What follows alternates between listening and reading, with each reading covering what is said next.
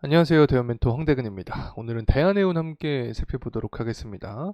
현재 외국인의 매집세가 이어지고 있는 상황입니다. 실제로 이 수급적인 동향을 함께 체크를 해보도록 하면은 이 최근 거래를 비교를 좀 해봤을 때 6월 7일과 6월 10일 외국인의 매집 물량이 나와 주었는데 그와 반대로 이 개인의 매도세를 보여주었다. 다시 말하면 이 개인의 매도 물량 자체를 외국인이 받아주는 현재 모습을 보여주고 있다. 자, 이렇게 해석할 수 있겠죠. 최근 한 달 동안의 상황을 보더라도 이 개인은 매도세를 유지를 하고 있습니다. 그와 반대로 이 외국인과 기관 그리고 더해서 연기금과 이 사모펀드 같은 경우에는 매집에 대한 모습을 유지를 해주고 있기 때문에 아직까지 수급적인 측면으로 봤을 때도 긍정적인 모습을 유지를 해주고 있다는 점 다시 한번 말씀을 드립니다. 다만 조금 아쉬운 부분이라고 할 수 있으면 이 사모펀드 같은 경우에는 뭐 외국인과 기관, 영위금과 비교했을 때 매집에 대한 물량 자체가 조금 적은 모습을 보여주고 있는데 이 사모펀드 같은 경우는 49인 이하 소수 집단이기 때문에 사모펀드의 매집세가 들어오는 것 자체가 강한 상승에 대한 시그널이 될 수 있다라고 설명을 드렸죠. 자, 그렇다면 사모펀드는 과연 언제 다시 한번 매집에 대한 모습을 강하게 보여주면서 대한해운의 주가 상승을 견인할 수 있을지 금일 영상을 통해서 분석해보는 시간 갖도록 하겠습니다. 자, 우선 발틱 운임지수 같은 경우에는 5월 이후에 반등세를 유지를 해주고 있습니다. 이 부분이 분명 대한해운의 주가 상승 모멘텀까지 이어질 수 있는 부분이고 또 원자재 가격을 볼 때는 발틱 운임지수와는 조금 상반된 모습을 보여주면서 다소 가격이 꺾인 모습을 보여주고 있는데 그 이유는 무엇인지 함께 체크를 해보도록 하겠습니다. 마지막으로는 상승 반전의 포인트가 될 수 있는 6월 31일 경제 지표를 통해서 해석해보는 시간 가져보면서 금일 영상 진행해 보도록 하겠습니다. 구독과 좋아요 부탁드리고 금일 영상도 끝까지 시청해 주시면 감사하겠습니다.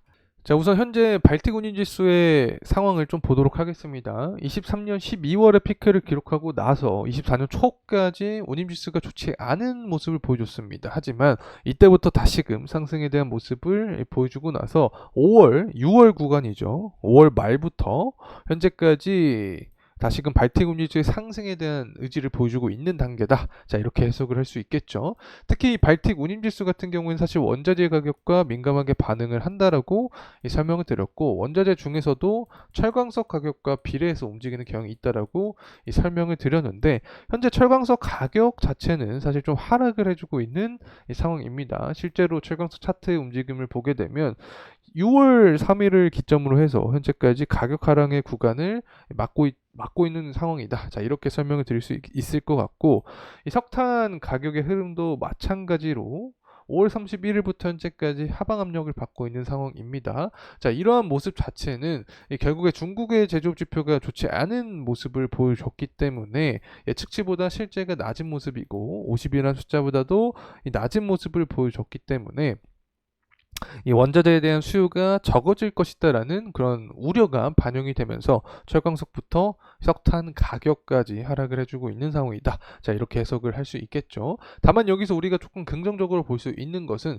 이렇게 원자재 가격이 하락을 해주고 있는 그런 상황인데 이 발틱 운임지수 같은 경우에는 그래도 상승 탄력을 유지해주고 있다는 점은 우리가 좀 좋은 측면으로 해석을 해야 되지 않나 개인적으로 생각을 하고 있습니다.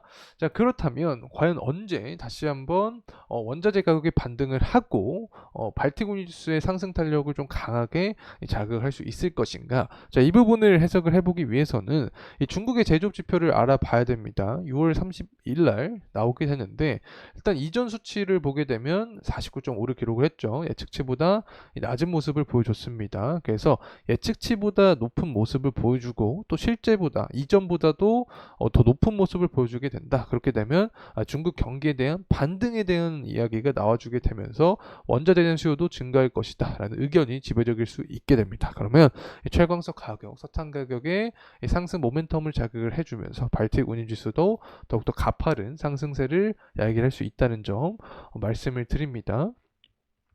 자, 그리고 나서 우리가 조금 긍정적으로 생각을 할 수 있는 부분이 바로 무역 수지입니다. 중국의 이 무역 수지가 실제를 봤을 때 예측치보다 높은 모습을 보여줬기 때문에 앞으로 6월 30일 제조 지표가 어떻게 될지는 모르겠지만 그래도 긍정적으로 생각을 해볼 수 있지 않을까 개인적으로는 뭐 생각하고 있습니다.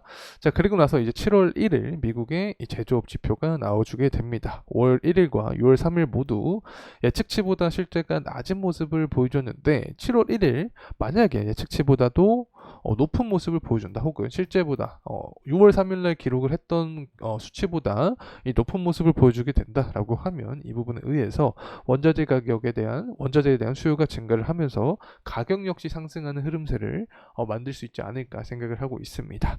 자, 마지막으로는 운임비에 제대로 영향을 주는 부분이 바로 전쟁에 대한 이야기죠. 중동 리스크라고 볼 수 있는데 아직까지 이스라엘 이란 전쟁이 끝나지 않았습니다. 예멘 반군이 어떤 이야기를 해주고 있냐?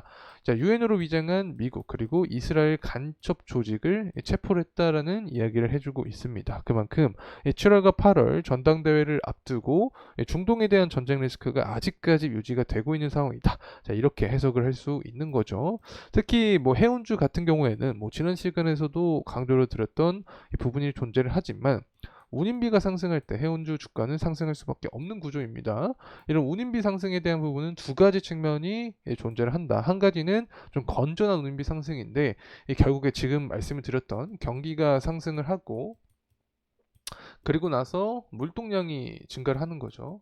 그러면서 운임비가 자연스럽게 증가하는 측면 이 한 가지가 있고 두 번째는 지금 보고 있는 기사 이 전쟁 리스크가 부각이 되면서 운임비가 단기간에 상승하는 모습 이 부분은 사실 테마성 이슈까지 이어지면서 해운주가 주가가 상승하는 원리죠. 그래서 두 가지 측면을 보면서 이 해운주를 추적을 해 나가야 된다라는 점 다시 한번 말씀을 드립니다. 자, 이제 가격적인 흐름세 다시 한번 살펴보도록 하겠습니다. 대한해운 같은 경우 주봉의 흐름상 현재 5일선을 타고 계속해서 상승을 해주고 있는 이 모습을 보여주고 있습니다. 자세하게 보면 5일선 구간에서 지지에 대한 여부도 보여주고 있기 때문에 현재 주가의 조정이 나오더라도 5일선을 이탈하지 않는 선에서 계속해서 이 상승세를 유지를 해주는 게 포인트가 될 수 있다는 점 말씀을 드리고 현재 구간에서 상승을 해준다라고 하면 1월 15일 날 만들었던 구간이 있습니다. 윗꼬리가 좀 출현을 해줬는데 이때 당시 고가를 돌파를 해주는 모습을 보여주는 게 포인트가 될 수 있지 않을까 생각을 합니다. 뭐 특히 대한해운 같은 경우에는 밸류적인 측면에서 매력도가 존재한다라고 설명을 드렸죠. 최근 같은 경우에는 VLCC 매각 관련된 이슈가 존재를 하면서 다시 한번 실적에 대한 부분이 부각이 되면서 시장에 관심을 받았던 상황이 만들어졌습니다.